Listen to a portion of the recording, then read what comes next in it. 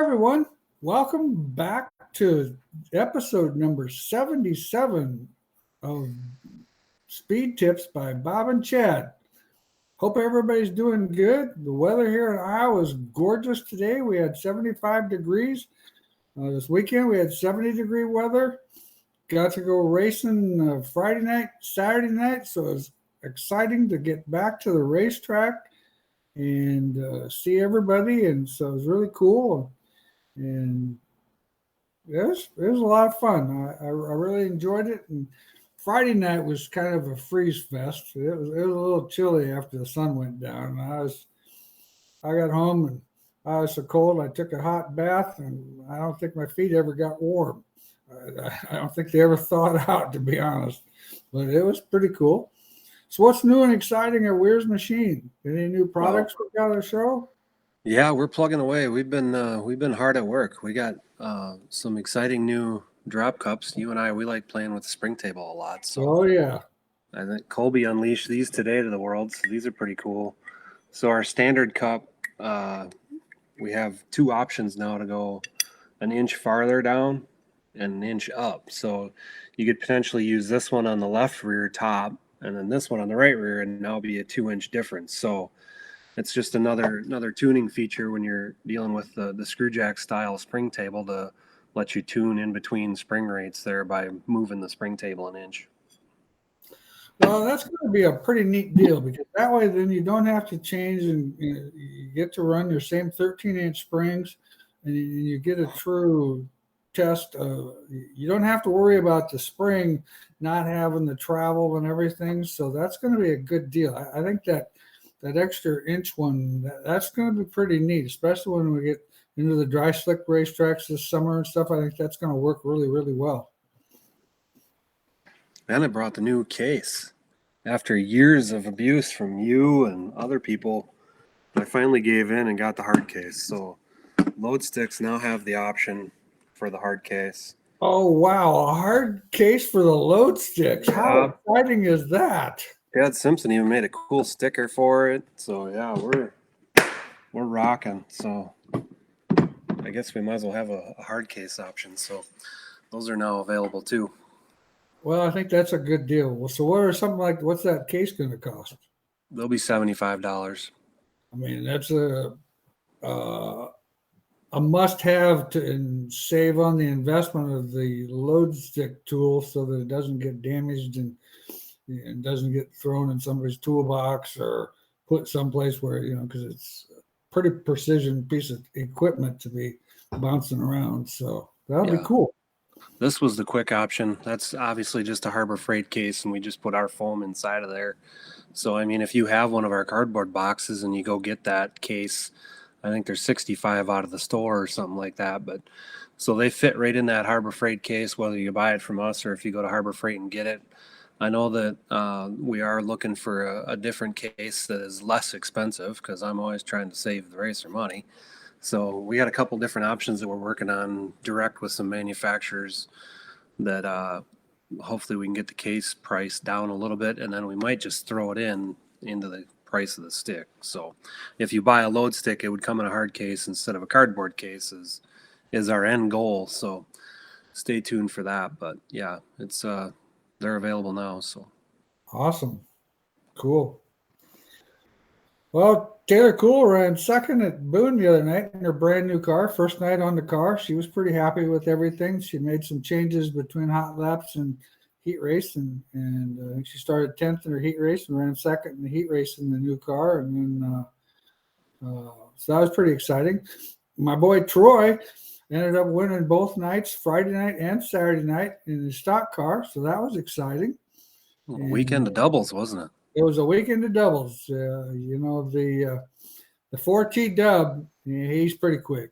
He was quick all weekend. I mean, you could tell he's definitely been doing some racing, and he definitely has his act together. That car was pretty fast, no doubt about it. And then the 01 Carter, he looked really good too. I mean, he started good, but I mean, I still think he could have started in the back of the pack, and his car was just that awesome too. So he did a great job. So those guys, they definitely, you can tell the guys that did their homework over the winter, and then you can also tell the guys that didn't do their homework over the winter. Fill filters is the topic for the evening.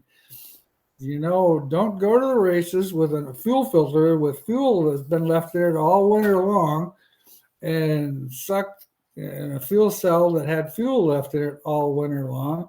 And so the foam deteriorated, plugs up the fuel cell.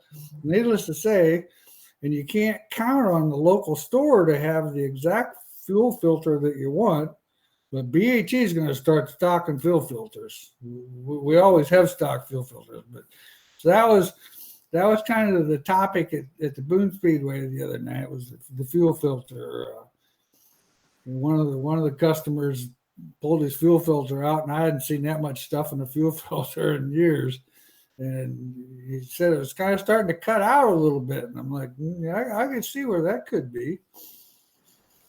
Didn't luckily they caught that before it damaged anything, because that's the thing. So it's the thing. We talk about all the preseason maintenance and everything, and you just you go to the racetrack and you watch people fixing stuff that it's like, why are you? I mean, I don't get it. But then you see the guys, like I said, like Carter and Ward and those guys that are just in Troy, that guys that are just on their freaking game, that they did their work over the winter and they got everything ready to go. So that's pretty cool. Question on the Weir's pinion J-bar mount. I measured the zero line on the bracket, and it's about a 1/4 inch above center line of the drive shaft. Does that sound right? Well, there's there's a little bit of tolerance there on the laser. I'm not sure who set it up that day. I guess I'm not 100% sure. The one with the zero on it should be close to center line, but like I said, that's and everything's on an angle, I think, so it's tough to be exactly perfect. But it could have been just they got one notch off on that one. But just so you reference where you are and know where you're at, and if it is off by 1/4 of an inch, then just reference that in your notebook and adjust accordingly. Yeah, Dylan says good job, Troy. Yeah, Troy did a heck of a job. I mean, I tell you what, Saturday night I really didn't think he had a prayer. He was starting back there quite a ways back, and gosh, before you knew it, he was in fifth, and all of a sudden it was like, he might just pull this deal off after all, and sure enough, he did. So that's exciting. He hasn't got the new car out yet, and of course, we kind of joked with him today that, well, a new car is going to be faster, so you gotta get that going here pretty soon, because that's got to be faster than the old car, no doubt. Fresh iron. And he kind of had to chuckle. He says, "Yeah, it should be." I'm like, "Well, yeah, it should be. We hope so." Frank, take my money, Chad. Another amazing product. We'll be ordering soon. There you go, Frank. Good job. Eric, big bulb shocks versus oil shocks. Opinions on each. Thank you, guys. The big bulb shock that is a base valve and the oil shock are going to react the same way. The difference is the big bulb shock has got some gas pressure on the other side of the base valve, to the point where it will be a little more consistent. The oil shock, excuse me, the oil shock can have a tendency in a long race to fade, especially where there's a lot of heat involved. Right rears, where the header's blowing back on it, they can just fade a little bit. They've got a lot smaller piston, so they're a great product, but they're not as good as the bulb shock that's a base valve. Now, you can still get a bulb shock that doesn't have the base valve in it, and that's basically the same thing as a monotube shock, where you've got to have 60 pounds of gas pressure or so like that. And that shock on a rough racetrack or a racetrack that's got some grip or whatever will definitely be better. The oil shock and the base valve shock, they shine when the racetrack gets slow and slick, because like they've only got, well, the gas bag shock is probably about 8 pounds of gas, and I think we run 15 pounds of gas in a standard base valve shock on the right and the right sides. CJ says hi.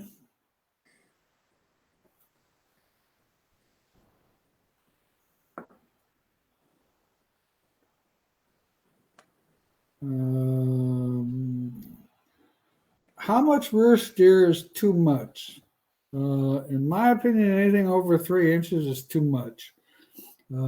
We run, I like to be in that 2 3/4 range. That seems to be a pretty good sweet spot. Maybe when it gets really dry slick, we go down to 2.5, but most generally we stay in that 2 3/4 to 3 inch mark. That seems to be pretty consistent. We've had good luck with those numbers. Steve is watching. Awesome. Brian, when the car is on the scales, should the front weights be close between the left front and the right front, or does it matter? Well, it kind of depends on the engine location, and it kind of depends on how much left side weight you have. A normal 54% left side weight with the engine centered is going to probably give you around 80 pounds heavier on the left front than the right front. I always used to try to get that closer together, but that seems to be kind of that 75-pound range seems to be pretty consistent, and it works pretty good. It's a situation where if you end up heavier, you might have to hang a chunk of weight on the right side a little bit higher in the car, not forward in the car, but like higher, kind of across from where the driver's knees would be on that upward angle bar on the right side cage. A small chunk of weight there just to get the car to initiate over in the right front, but that's not very common. We usually don't have to. If you were more than 100 pounds, I'd be nervous about it. I would be a little concerned about how it's going to get on the right front.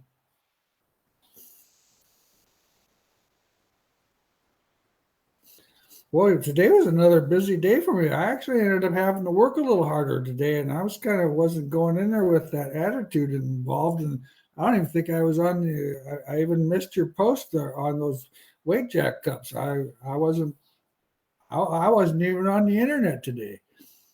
Mondays are so cool. Like I get here at 6 o'clock and then all of a sudden it's 3 o'clock. And I'm like, I don't even know if I did anything. Yeah, no doubt. Bob, you mentioned the last time the measurement for measuring anti-dive. How do you measure? Well, basically, I mean, you put some sort of a level on the cross shaft, or if you've got the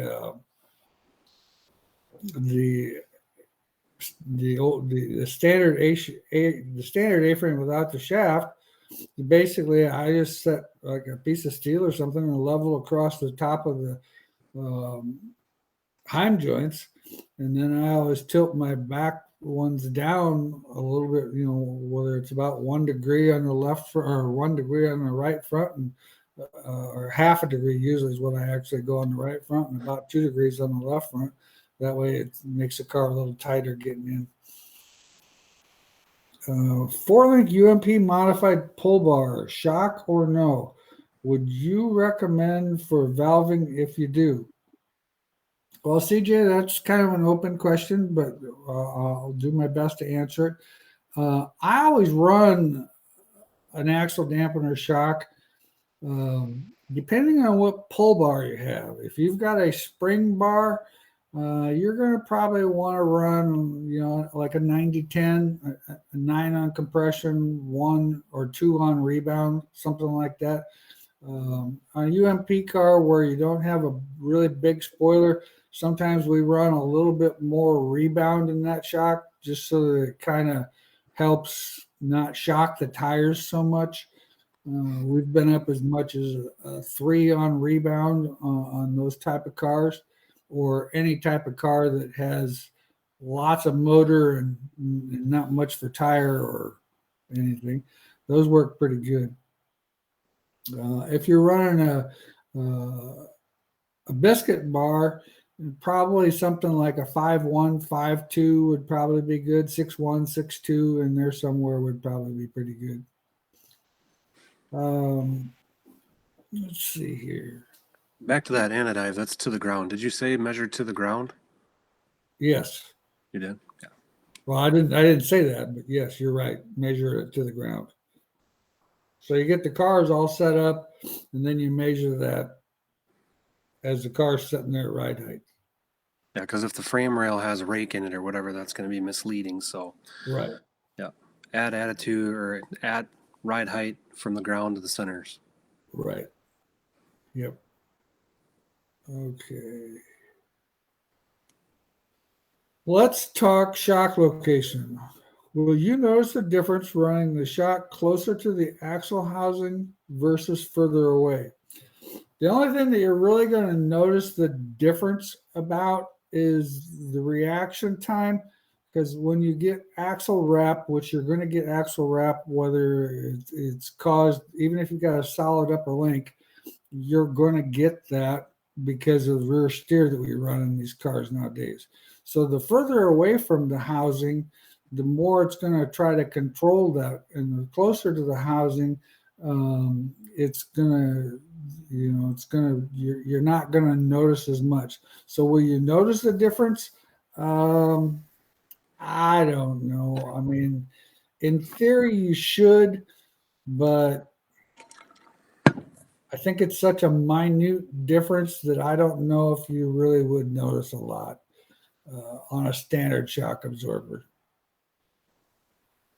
Because you'd have to get a lot of, to notice the difference, you would have to get a lot of rear end wrap, because the rear end is going to go up and down, period. And if you're a couple inches away from the rear end, I don't think the rear end is going to know that, except for with axle wrap.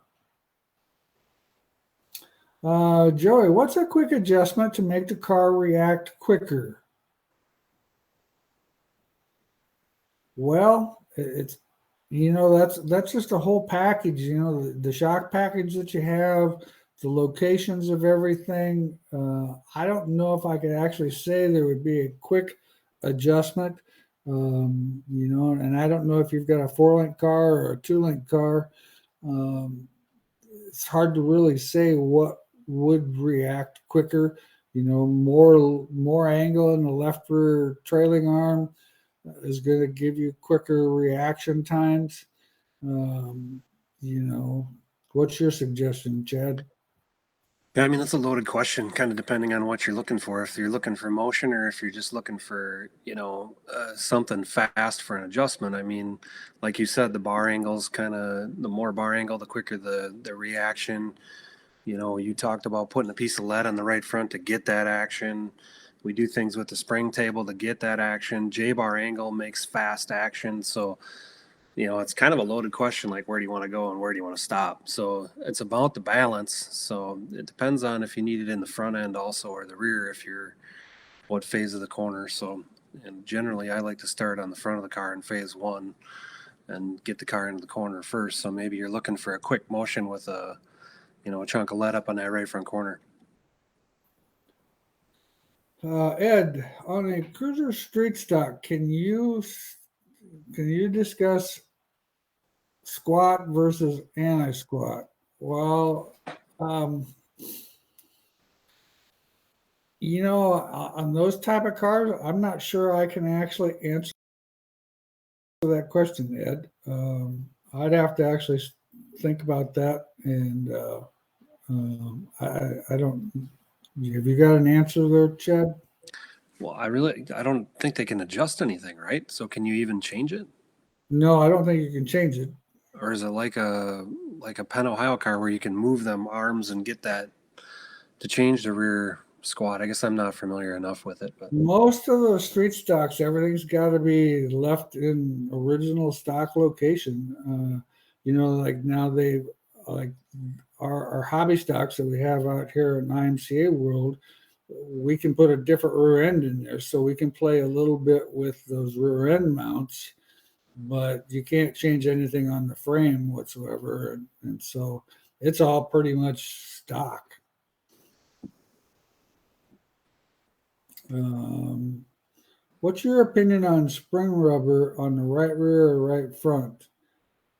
Um, a spring rubber, depending on how you put the spring rubber in the spring. If you put it in the center of the spring, it's going to make the spring a progressive rated spring. If you trim the spring rubber down and put it all the way to the end, the closed end, then it just makes the spring actually feel stiffer, or it just gains rate. So up until the fact when they outlawed spring rubbers in IMCA competition, I played with spring rubbers all the time. I mean, I could take a 175 right rear and make it a 195 with a spring rubber in it. And so that was a pretty easy, quick adjustment because I'm not really ambitious about working on these race cars. So that was a pretty easy deal. Slap that spring rubber in that thing and cable tie it in place. And when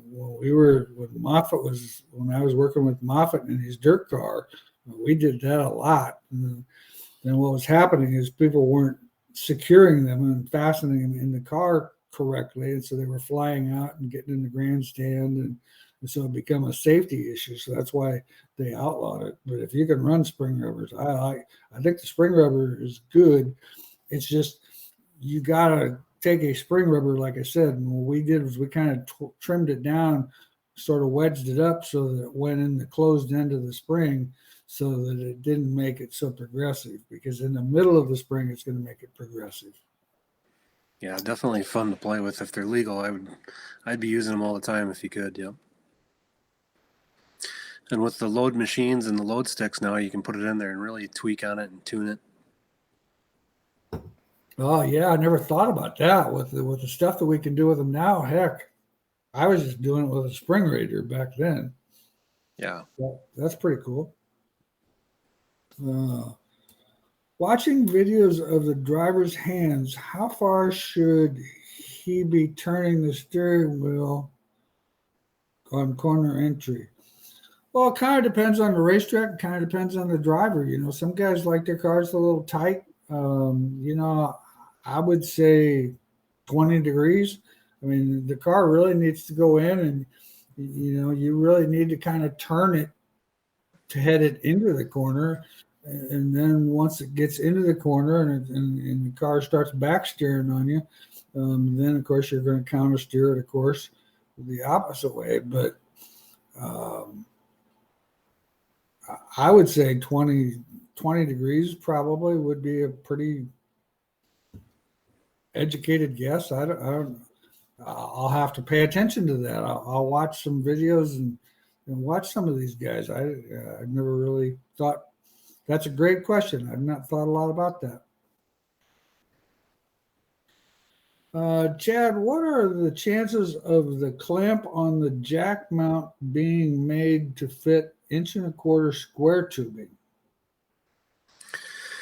Well, I think we have 1.5 inch square that goes on a vertical, the 1.25 inch on a horizontal. We would just take 1.25 inch round and just mill it out to square just to do a one-off like that. We don't get a lot of requests for squares on a horizontal tube, but we could definitely do that, Chris, if you just give me a call or Billy a call tomorrow and just tell us that. It's going to be a custom order, so it'll take us a few days to get it run through the machine shop, but shouldn't be too big of a deal. Cruiser Street Stock metric car. Can you discuss squat versus anti-squat? Which is better and when? It's kind of the same question, Ed, but I'm not really sure. I'm the right guy to answer that question because I'm not that familiar with the anti-squat in those cars, so Sorry, I apologize. I don't think I can give you good information. What is a good leaf spring rate combo? Well, that's another one that I've been out of the leaf spring thing quite a while, and so boy, Kenny, I don't know if I can answer that question either. You guys are stumping me tonight. I'm going to have to go back into some of my old school stuff and look up some of this stuff because I'm not sure what a good leaf spring rate would be. 1998 was my last leaf spring car.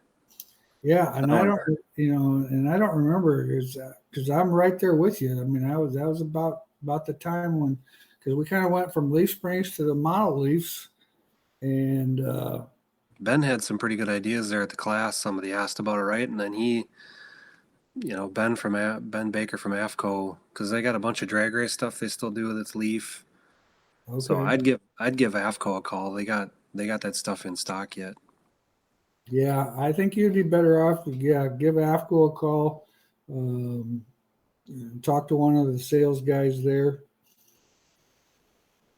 Chris, if you're at Marshalltown, throw it in hard, or you really get really tight. Speaking from experience. Um, well, Marshalltown, the way the Marshalltown racetrack is shaped, because it's not a straight banking, it's kind of a curved banking. So, I mean, it ramps up the higher you get, the stiffer it is. So, Marshalltown is a very, very fast little racetrack, and you hit the corners very, very hard. So what can happen is if you get in there really hard and you get it on the right rear, the car will actually can get kind of tight on you.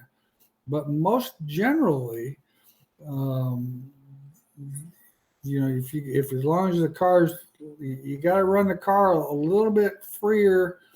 Now with this 3-day show that they got coming up, the racetrack's going to deteriorate, so it's going to get slick. And when it gets slick, I know like on the modifieds, we end up having to put more J-bar in the car to keep the car tight because you are going so fast.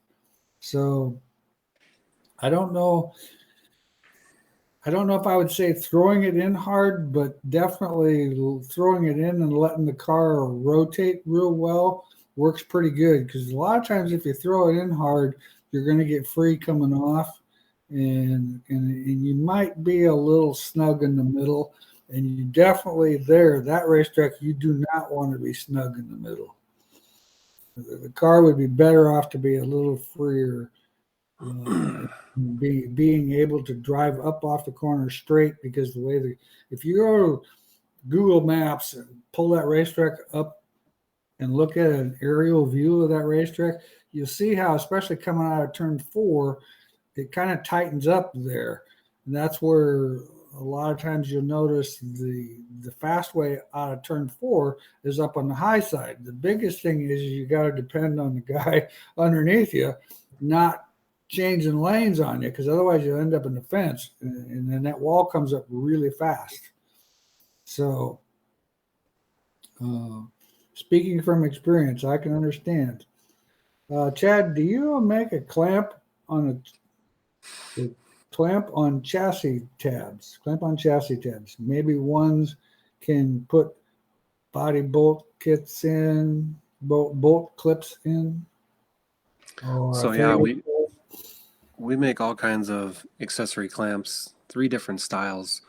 So if you go to the website and type in clamps or accessory clamps, it'll pull up all the whole family from 1-inch tubes to 1 3/4 inch tubes. We make one that's pretty stout, like a weight clamp, but takes a 1/4 20, and then we make one that's kind of a lightweight, we call it, which takes a 1/4 20 two ways, and then we make our super light one, which takes just a 1/4 inch bolt hole. So lots of different options there for chassis tabs, for clamping straps or struts too, or whatever. So just go to the site and search the accessory clamps up.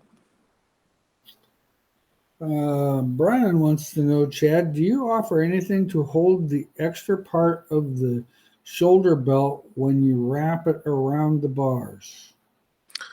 So the accessory clamps I was just talking about, them will hold the belts, left to right in the car. We did make a special clamp, a special bracket for hooker to keep their stuff lined up, hooker harness. But I seen the thing where you wrap up all the extra strap. The whatever company that is spending a lot of money on Facebook ads, and that thing's pretty cool and trick or whatever. But to me, I don't really know why we'd want 3 extra feet of seatbelt rolled up behind me. I mean, if you have an adult driving the car and you got the belt set for that adult, even if you got a bigger dude in the car, you'd need maybe an adjustment of a foot. So I wouldn't leave anything past that to wrap up in another clamp back there. I seen that. I've had people asking me about it, but to me, it's kind of a gimmick that's completely unnecessary. I'd use the accessory clamps to keep the belts from spreading on the tube, and then I would trim off the excess.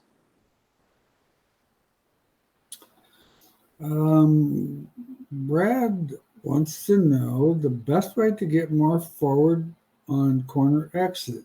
Northern Sport Mod, 53 rear, 52.8 left side. Been trying to get more rear, and my left front's very heavy compared to my right front, and my right rear is 123 pounds heavier than my left rear. Well, you've got the car all out of balance there. Your percentages definitely need to get the rear percentage up to around 56%. The left side weight, I don't know if that's with or without driver. If that's without driver, that's probably pretty good. We run 54% with a 200-pound driver. The other thing, and what you're going to have to do is you're going to have to, on the scales, when you set it on the scales, you're going to have to like put a turn in the right front, take a turn out of the right rear, put a turn in the left rear, and take a turn. You have to work the car in an X fashion. So what you've got to do is you've got to load the right front and the left rear and unload the left front and the right rear. But you've got to do it evenly. So in other words, take one turn out of the right rear, one turn out of the left front, put one turn in the right front, and one turn in the left rear, and keep working in that sequence. And you'll find that you can actually work your ride heights to the point where the ride heights will still stay the same, but you're transferring weight from spring to spring. And because you need to get that thing to the point where you've got about 60, 75, 80, between 60 and 80 pounds of left rear bite. And when you do that, your front weights are going to come, you're probably still going to be 100 pounds. With the fact you're already 250, you're probably still going to be there.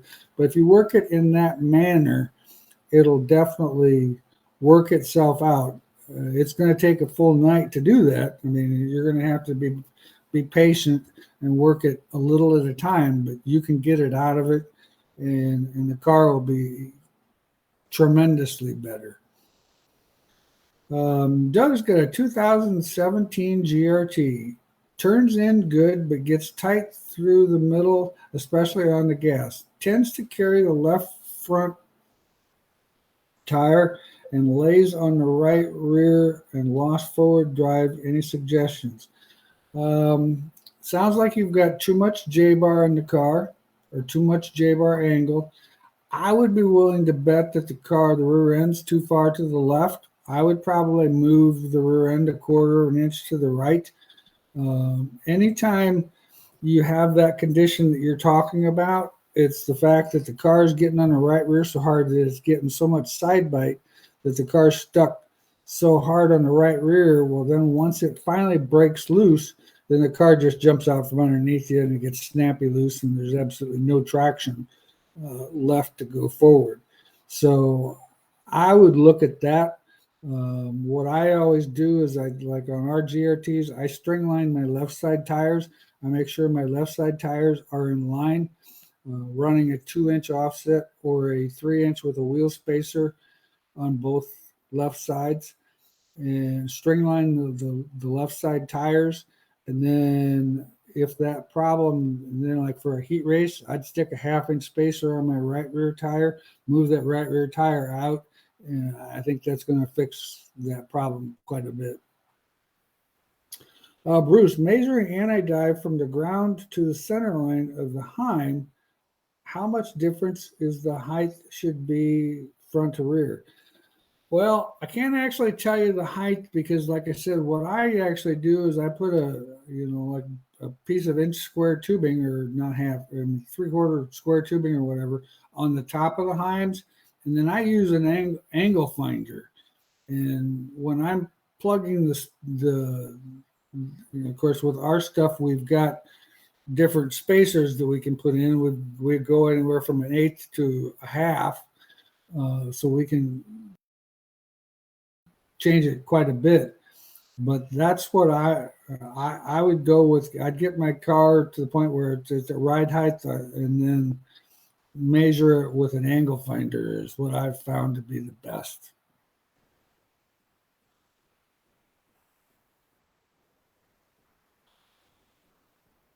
Well, we've got some time for some more questions. Going anywhere this weekend, Chad? Turkey season. Oh, that's right. It is turkey season. I'm pro staff for Trick Outdoors now, our new outdoor brands that we're launching here. I see. Yeah, so excited to kick that off. I start Friday in Iowa. I'm so addicted. I bought an Iowa out of state license and gonna go down and hunt in the Castalia area by the Budenberg family was nice enough to let me hunt on their land. So we're gonna go and explore that and try and get some cool footage for the new Trick Outdoors brand that we've launched. We've made a game noose and a deer drag and a camera stick and some other things, and we're working on some towers to put boxes in the air. So just another little off brand that we've been doing in our spare time. You know, me and the boys, we really like hunting, and a lot of racers are hunters, so it kind of fits. Oh, And yeah. there's most of the stuff in the hunting industry isn't real trick, if you will, like race parts are. So, and a lot of it is just Chinese junk. So we're trying to give people a better option for some different trick stuff. So hence the name trickoutdoors.com. Awesome. Well, that'll be fun. Yeah. Yeah, that'll be real cool. Well, Marshalltown's got their big stock car special. They have practice on Wednesday night, and then they race Thursday and Friday. And big 5,000 to win stock car race. And then they're running modifieds. And I think they're running full classes, if I'm not mistaken. I know the modifieds, and I'm pretty sure the sport mods are going to be there too. So we've already got a list of things that we want to do some testing with McBurney's car on Wednesday night. So I'll get to go to the racetrack 3 nights this week. Went fishing last week on Friday. Took Friday afternoon, or took the whole day Friday off. Went fishing. That was fun. I always enjoy that fishing thing. It's frustrating because I'm not the greatest fisherman, but I still have a good time. My son-in-law always makes it a lot of fun. Okay, John, too much side bite. Should I shorten my left front chain? Yes. If you've got too much right rear side bite, shortening the left rear chain will take some side bite out of it. Now, keep in mind, when you shorten that, it's going to give you traction on the left rear. So you might take side bite out of it, but be aware of the fact that you're going to gain some traction. So it might tighten the car up on the throttle. It'll free the car up right initially on corner entry, but the second you get on the throttle, it might tighten the car up a little bit. So just be aware to make, if that's the case, be ready to make some changes to free the thing up. But yeah, you're right. Shortening the left front chain is definitely the thing to do there.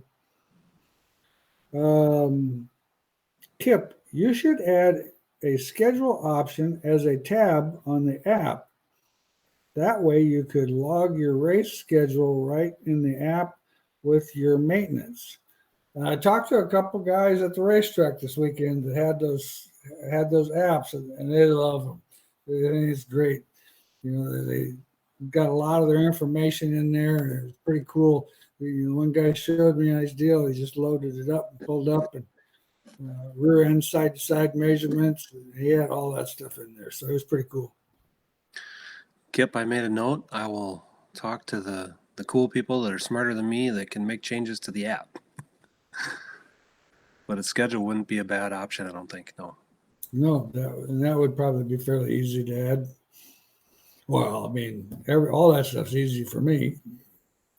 Yeah, we're working on moving that thing to a different platform to make it easier to purchase. Obviously, we have it right now where you have to go to our website, circletrackapp.com, and buy it, and you get a key, and then you go back to the app in your Play Store and put the key in. So it's a little bit cumbersome. We did that to try and get away from Apple's and Android's fees and whatnot, and I guess we just gave in, and it's kind of difficult at times to go back and forth. So we're working on that where when you download it, you'll pay for it instantly. And then this other platform that we're developing on gives us options to do more cool stuff, like probably a calendar of some sort in there with a schedule, and then the live weather app stuff. And so, like we said when we first came out with that app, it's going to be a constant evolution of guys like you that are like, hey, I want this, or hey, I want that. And that's kind of how I got to 58 pages already. So Yeah. I've been criticized for having way too much stuff in there, and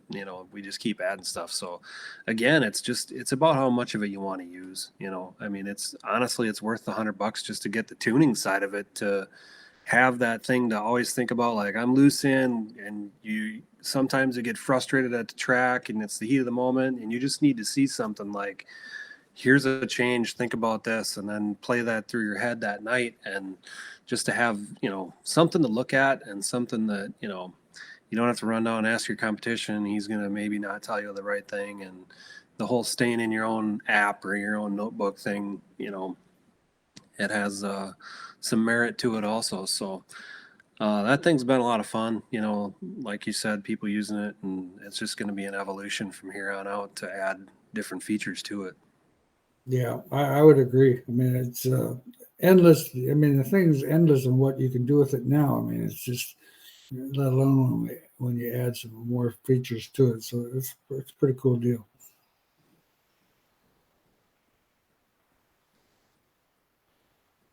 Anything else new and exciting at Weir's Machine? Man, the evolution and the innovation never stops here. We got a great team of people. The idea board's full. We're screaming at Billy for designs, and it's a lot of fun. And it's everything's changing. There's different things that people are working on, and we keep evolving. And it's because of the racers and the ideas, and it's kind of who we are and what we do, right? Yes. We're always trying to go fast. We're always trying to win races, and it's just a blast and an honor to be a part of it. Yeah, no doubt. I mean, that's just, that's kind of what Bobby and I talked quite a bit about today. And some customers that, we think there's some things that they maybe need to look at, possibly adding to their program. Because, like I said, you could definitely tell the group that worked on their stuff real hard over the winter, and the guys that kind of put a new body on. And it's, I mean, you could be fast last year, but I mean, that evolution is changing all the time, and if you don't keep up with it, holy moly. Sean wants to know if it's worth checking bump steer with the wheels pointed to the right or to the left instead of straight. Well, the problem is that's all going to change. You still have to have a common format, or a common way to measure it.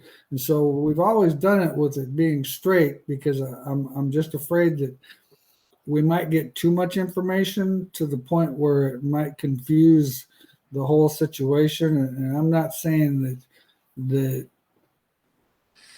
that's information that would be good to know, but I would still do everything with everything straight ahead, because you'll find that, I mean, the spindles that we run, there's going to be a little bit more toe out when you turn to the right.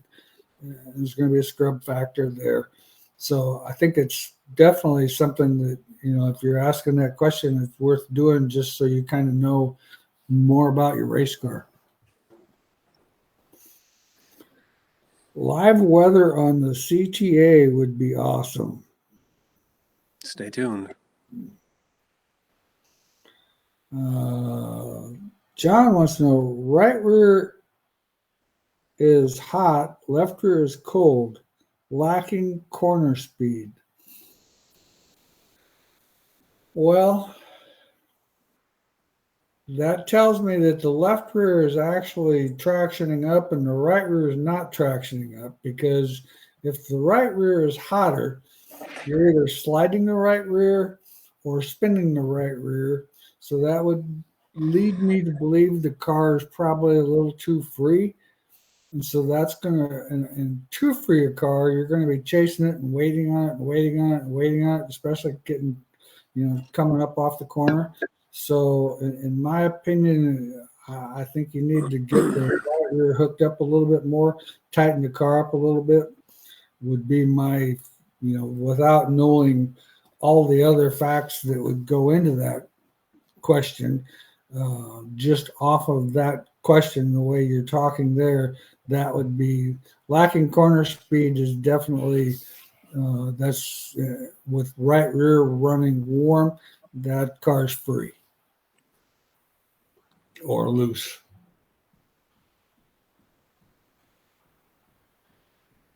So how many days you're going to hunt all weekend, Friday, Saturday, and Sunday? Well, we start Friday and see All how it depends goes. on when you get your turkey. Yeah, and boy, it'd be nice to punch out quick because it's also the youth season here. So the boys are hunting in Wisconsin, and I'm out in Iowa hunting. So kind of poor timing on my part there. I see. But maybe I'll get lucky. There you go. Yeah, one of my fishing buddies, he went hunting Friday, and I think he was done by noon. Now, I don't know nothing about hunting, so I didn't ask all the details, or didn't. I wouldn't know what details to ask, to be honest. I have no clue. But I know a lot of people do that. I mean, it's my son-in-law. He's not a turkey hunter, but he's definitely a duck and goose guy. Yeah. And he'll go out there and sit in that cold, freezing freaking weather. And I'm just like, man, you got to be freaking nuts. I like sports that are warm weather sports because, like I said, Friday night I was kind of thinking that, I don't think we're ready for racing because it's too cold. But Saturday night was nice. And of course, they started early Saturday, so we got done early, which made a big difference. I think we were done by 10 o'clock, or I think it was 12:30 on Friday night, so that made a big difference in weather temperature. When's the Beatrice race? What? When is the Beatrice race? I don't think they're going to run it. Oh, they're not? I don't think so. They temporarily canceled it, and I haven't heard anything about. I haven't heard anything about what they were talking. Brian wants to know, what is the app you guys are talking about? So it's an app that we developed here called Circle Track app. So basically, if you go to the Play Store and search up Circle Track app, or go to circletrackapp.com, it'll give you all the details on how to use that. And it gives race day notes, a setup book, trackside tuning, team management, all your measurements, all your data that you need to put in there, a maintenance schedule, just a unbelievable amount of input and data that you can put into there. Oh, yeah, Justin put it up there. There's a link there, yeah. Yep. Thanks, Justin. Oh, it says the Beatrice race is the 21st. 21st. Awesome. Next weekend. Yeah, next weekend. Well, that'll be cool. Is Boone off now? No, they They start their, going every week now? Yep, they start their weekly program on next week. I think Marshalltown, their weekly stuff starts a week later, but Boone, I'm pretty pretty sure Boone. Yeah, I know. I know the promoter too well. He wouldn't take a week off. Okay, right front lazy to get down on with soft spring. Take turns out helps. Other ideas to help this without taking turns out. I'd probably consider putting some turns in my left rear and raising my left rear up. Also, wouldn't be a bad idea if you're having trouble getting on the right front to raise the left side ride heights a little bit. Just get more inertia. Once again, a 15-pound chunk of weight there, not necessarily right over the right front corner of the car, but back basically in the front side of the main cage on the right side works really well. We've had that depending on the situation. That would be some things. What any ideas you have, Chad? Well, if it's lazy with the soft spring in there, that's kind of a almost, to me, almost sounds unbalanced, but kind of like a weight issue, like you said, with that chunk of lead. But could also be the spring table, spring cup, could be need a drop cup in there or something like that. But I remember when I first came to your school, when you first asked me to be a part of it, and you talked about the weight and how an improperly balanced car will make it not work. And I think you used the word lazy, and that's the first thing that I come to mind is like something's got to be wrong with the balance of the car weight wise to make it lazy. If it's not falling on a soft spring, then something to me Yeah, screams imbalance. yeah, something's going on. There could be a bind someplace. Lead's too low. The lead's more than likely lead's too low. You got the lead on the left, too much lead on the left rear corner of the car will definitely make that right front feel lazy. Get the car more balanced, split the lead around. If you've got a lot of lead on the left side, move it more to the center. Definitely that would help.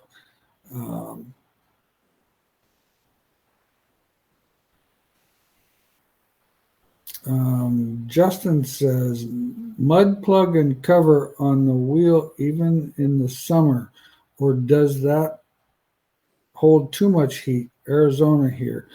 No,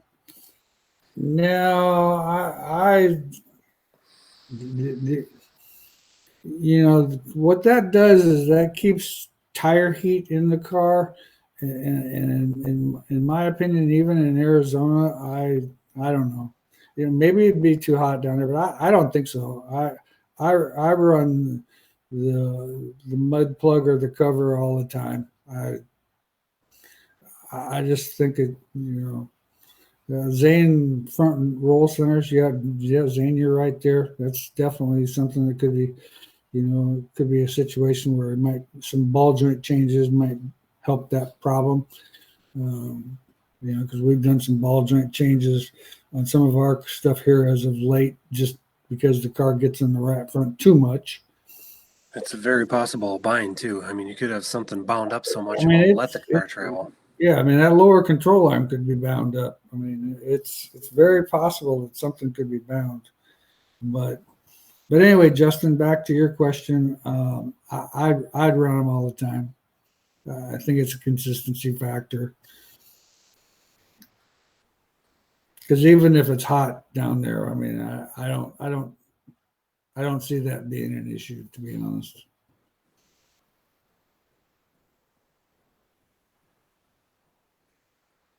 Yeah, I'm not sure what kind of car that is, but Jeff, you probably want to take the springs out and put that baby through some motions and see if you got something bound up there for sure. Maintenance, we preach it all the time, but man, it is the key. And it's easy. You bump wheels, bump a inner tire. It doesn't take much to screw up these parts, and then you're chasing it, and it sounds kind of like you're chasing it. And it could be, not enough chain, not enough drop on the left rear. Left rear drop. If I remember when we started getting these cars over in the right front, a lot of people the problem is the shock mount wasn't in the right location. We needed more shaft on the left rear to get the car to roll over. It was rolling over far enough that it was actually topping out the shock absorber. And in fact, there's a particular brand of car that had that problem, and they were always busting pistons on that left rear or blowing the nut off that shaft. And it was just a situation. And finally, when we got to run chains, that just helped that problem. But now we've got most cars have an adjustable left rear shock, so we can adjust that accordingly.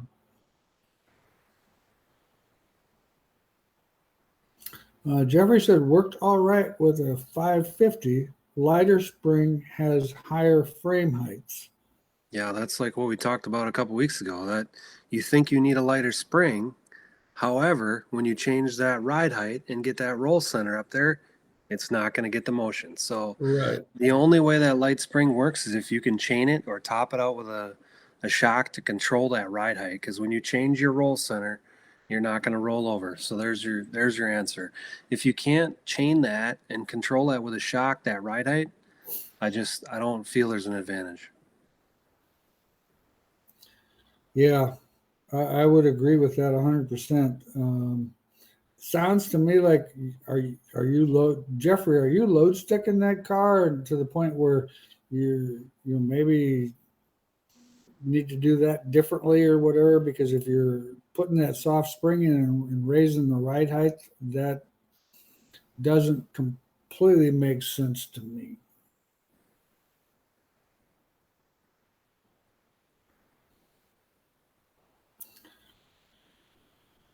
Well, these guys had some good questions tonight. Good group of people.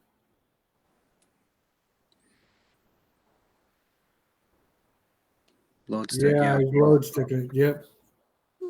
That's if you're how much did you take out from a 550? Went to a 550. Didn't say what his software was. I thought he said a 450, but I don't know.